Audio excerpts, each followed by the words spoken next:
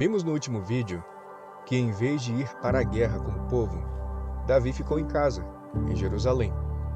O texto bíblico continua dizendo o seguinte, em 2 Samuel 11, 2 a 5. Uma tarde, Davi se levantou do seu leito e andava passeando no terraço do palácio real. Dali viu uma mulher que estava tomando banho. Ela era muito bonita. Davi mandou perguntar quem era. Disseram-lhe, é Batseba, filha de Eliã e mulher de Urias, o heteu. Então Davi mandou mensageiros que a trouxessem. Ela veio e ele se deitou com ela. Ora, Batseba tinha acabado de se purificar da impureza da menstruação. Depois, ela voltou para casa. A mulher concebeu e mandou dizer a Davi, estou grávida. A primeira atitude de Davi abriu margem para a tentação. Por isso, neste vídeo vamos analisar a segunda, que é a sua atitude diante da tentação. No verso 2, é dito que Davi estava passeando no terraço do palácio quando viu uma mulher muito bonita tomando banho. Davi não tinha como desver o que viu, mas, a partir desse ponto, existem duas atitudes possíveis. A primeira delas, resistir. A segunda, ceder. Certa vez, fiquei hospedado em uma casa durante as férias, quando fui comportar em uma cidade do interior do Rio de Janeiro. Numa das paredes da casa, li uma frase que nunca esqueci. Fuja da tentação e não deixe o seu endereço. Essa frase é muito verdadeira. Quem dera agíssemos sempre assim. A Bíblia diz, portanto, sujeitem-se a Deus, mas resistam ao diabo, e ele fugirá de vocês. É exatamente disso que precisamos nos lembrar nesses momentos. A tentação, assim como tudo nesta vida, é passageira. Ela não vai durar para sempre. Só precisamos confiar na palavra de Deus e, com a ajuda dele, resistir até que se afaste de nós. Infelizmente, Davi escolheu a segunda opção, ceder à tentação. E quando fazemos essa escolha, é muito difícil voltar atrás. No verso 3 de 2 Samuel 11, vemos que Davi perguntou quem era aquela mulher.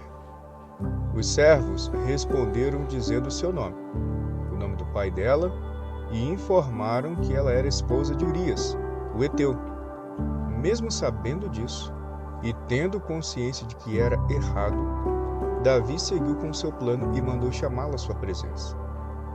Nesse ponto, percebemos que, quando cedemos à tentação, o pecado é capaz de cegar qualquer pessoa, até mesmo os que foram escolhidos por Deus para missões especiais, como foi o caso de Davi. Isso mostra que não se pode brincar com a tentação, nem ceder 1 milímetro sequer. Se depender só de nós, somos fracos, e nossa tendência é sempre cair. Tentações alimentadas se tornam feras famintas, prontas para nos devorar. Mas toda ação gera uma reação.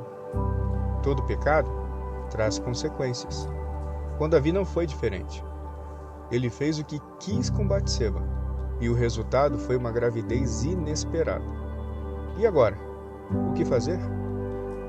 Na tentativa de esconder o pecado, Davi traçou um plano. Mandou chamar Urias com a intenção de fazê-lo voltar para casa e dormir com sua esposa. Assim, pareceria que a criança era dele. Mas Davi não contava com o que viria a seguir. Quando Urias chegou ao palácio e foi recebido por Davi, o rei lhe perguntou como estavam a guerra e o povo. Depois de ouvir um breve relatório, Davi mandou que Urias fosse para casa descansar e aproveitar a folga. Mas a resposta de Urias surpreendeu a todos, principalmente ao rei. No versículo 11 ele diz, a arca, Israel e Judá ficam em tendas. Joabe, meu senhor, e os servos de meu senhor estão acampados ao ar livre. Como poderia eu ir para casa? comer e beber e me deitar com a minha mulher? Juro pela vida do rei que não faria tal coisa. Mesmo assim, Davi não desistiu do seu plano. Já que Urias não foi para casa e dormiu com os servos do rei, Davi o chamou novamente, ofereceu um banquete e o encheu de vinho, esperando que ele, embriagado, voltasse para casa e dormisse com a esposa. Porém, mais uma vez, Urias mostrou sua fidelidade. Mesmo embriagado, ele não voltou para casa.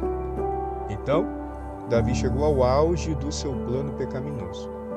Escreveu uma carta e teve a ousadia de entregá-la nas mãos do próprio Urias, ordenando que Joabe o colocasse na frente de batalha, no ponto mais perigoso, e o deixasse sozinho para que fosse morto. Urias, em um contraste impressionante com o rei, manteve sua integridade. Pegou a carta e a entregou ao comandante Joabe, sem saber que carregava a sua própria sentença de morte.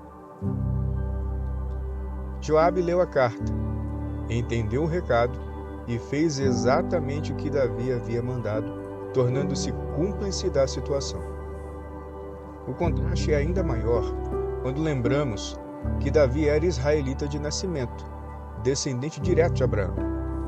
Já Urias, pelo que o texto indica, era um estrangeiro, heteu, que em algum momento abraçou completamente a fé no Deus de Israel e passou a fazer parte do povo. No fim, Urias foi morto. Depois do período de luto, Davi tomou Batseba como esposa.